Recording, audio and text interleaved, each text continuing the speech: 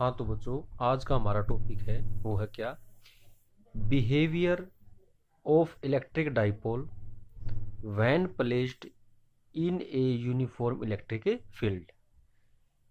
इस स्टेटमेंट को डायग्राम के थ्रू समझेंगे बेटा। हमने क्या किया, ये एक यूनिफॉर्म इलेक्ट्रिक फील्ड लिया। यूनिफॉर्म इलेक्ट्रिक फील्ड का मीनिंग है बेटा, जिसके हर पॉइंट पर, हर जगह पर ई की वैल्यू क्या हो, सेम हो। और उसके अंदर बेटा हमने क्या रख दिया, एक डाइपोल रख दिया। और हम जानते हैं एक डाइपोल के पास क्या होता है, एक नेगेटिव चार्ज होता है और एक क्या, पॉजिटिव चार्ज।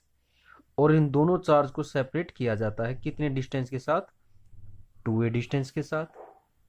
तब होगा क्या, तब होगा क्या बेटा, जो पॉजिटिव चार्ज है, पॉजिटिव चार्ज पर हमारे पास फोर्स लगेगी, वो किस डायरेक्शन में होगी बेटा, इस तरफ लगेगी।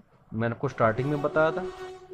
और जो नेगेटिव चार्ज है, नेगेटिव चार्ज पर बेटा फोर्स लगेगी किस डायरेक्शन में, अपोजिट डायरेक्शन में। जैसे बेटा हमने इस पेन को एज्यूम किया, अगर इस पेन पर फोर्स इस तरफ लगाए और दूसरे किनारे पर इस तरफ लगाए, तो ये पेन बेटा क्या करेगा, रोटेट करेगा। तो उसी तरीके से जब इस डाइपोल के ऊपर रखे गए दोनों चार्ज पर इक्वल और अपोजिट फोर्स लगेगी, तो उसकी वजह से डाइपोल बेटा क्या करेगा, रोटेट करेगा। या तो क्लॉकवाइज डायरेक्शन में रोटेट करेगा या फिर बेटा क्या, एंटी क्लॉकवाइज डायरेक्शन में।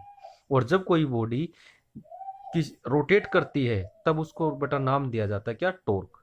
तो आप लोगों ने याद रखना है क्या, when a dipole, when a dipole placed in A uniform electric field, then it will rotate either in clockwise direction or in anti clockwise direction by a force known as torque, known as torque। ये बेटा definition हमने 11th class में की थी। Torque, torque होता क्या है, torque आपके पास रोटेशनल इफेक्ट होता है। जब कोई बॉडी रोटेट करती है तो किसकी वजह से रोटेट करेगी बेटा, वो टॉर्क की वजह से। क्योंकि टॉर्क के अंदर किसी बॉडी के ऊपर इक्वल और अपोजिट डायरेक्शन में क्या लगा जाता है, फोर्स लगा जाता है। और उन इक्वल और अपोजिट फोर्स की वजह से डिफरेंट डिफरेंट पॉइंट पर लगे, एक फोर्स यहाँ पर है तो दूसरा फोर्स दूसरी जगह पर है। और अलग अलग पॉइंट पर फोर्स लगने की वजह से, और वो फोर्स क्या करेंगे बेटा, उस बॉडी को रोटेट करवाएंगे। तो वैसे यहाँ पर बेटा ये जो डाइपोल है, जब यूनिफॉर्म इलेक्ट्रिक फील्ड के अंदर रखा जाएगा तो दोनों चार्ज के ऊपर बेटा इक्वल और अपोजिट फोर्स लगेगा, और उसकी वजह से ये डाइपोल क्या करेगा, रोटेट करेगा।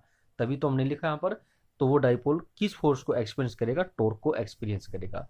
टॉर्क की रिप्रेजेंटेशन हमारे पास कहते हैं टाउ, जो प्लस 1 क्लास के अंदर बताई जाती है। तो जो टॉर्क हमारे पास, उसका फॉर्मूला बेटा क्या होता है, फोर्स इनटू में परपेंडिकुलर डिस्टेंस। भाई either force on the charge, बेटा फोर्स हमारे पास क्या थी, प्लस माइनस क्यू ई। ऐसा क्यों, यहाँ पर ब्रैकेट में लिख देता हूँ बेटा मैं। हमारे पास ई का फॉर्मूला बेटा क्या था, एफ बाय क्यू। तो एफ हमारे पास बेटा क्या हो जाएगा भाई, क्यू इंटू में ई। तो इतनी तो फोर्स लगेगी, या तो पॉजिटिव चार्ज की फोर्स लो या फिर बेटा क्या, नेगेटिव चार्ज की फोर्स लो। इनटू में परपेंडिकुलर डिस्टेंस, परपेंडिकुलर डिस्टेंस कैसे निकालेंगे, हमने मान लिया इस डाइपोल ने इलेक्ट्रिक फील्ड के साथ कितना एंगल बना रखा बेटा, थीटा। तो थीटा के सामने वाली साइड हमारे पास बेटा क्या होगी, परपेंडिकुलर। ये जो साइड हमारे पास, इसको नाम दिया परपेंडिकुलर, इसको नाम दे देते बेटा ए बी, इंटू बेटा परपेंडिकुलर डिस्टेंस हमारे पास क्या, ए बी। अब ए बी की वैल्यू कैसे निकाली जाएगी, और सपोज करो बेटा ये पॉइंट हमारे पास सी है, तो ए बी की वैल्यू कैसे निकालेंगे हमारे पास, now in triangle A B C, A B C, यहाँ पर ए बी सी, यहाँ दोबारा लिखते तो ए बी सी, ए बी सी के अंदर हमारे पास प्रॉपर्टी लगाई बेटा, perpendicular upon hypotenuse, A B upon B C. Formula बना बेटा किसका, साइन थीटा का। तो वहां से हमारे पास ए बी की वैल्यू आई बेटा क्या, साइन थीटा इंटू बेटा क्या, बी सी। लेकिन BC तो हमारे पास किसके इक्वल था बेटा, लेंथ ऑफ डाइपोल के इक्वल था। तो हमारे पास रिजल्ट बेटा क्या बन गया, AB is equal to 2A sine theta. इस वैल्यू को यहां पर पुट करेंगे टॉर्क के अंदर, तो देखो हमारे पास क्या रिजल्ट बनेगा, तो हमारे पास टॉर्क बनेगा, टॉर्क हमारे पास बेटा आ चुका है, टॉर्क इज इक्वल टू क्या, AB,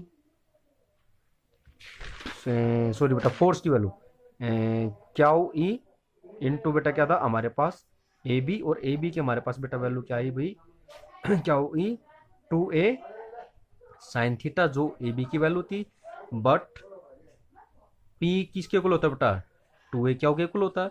तो 2A क्याउ की जगह क्या वैल्यू पुट करेंगे बेटा, P, तो हमारे पास टॉर्क बेटा क्या आ जाएगा, PE साइन थीटा। ये हमारे पास क्या आ जाएगी बेटा, टॉर्क। ये टॉर्क कहां पर लगेगी, ये टॉर्क कहां पर लगेगी, डाइपोल के ऊपर लगेगी।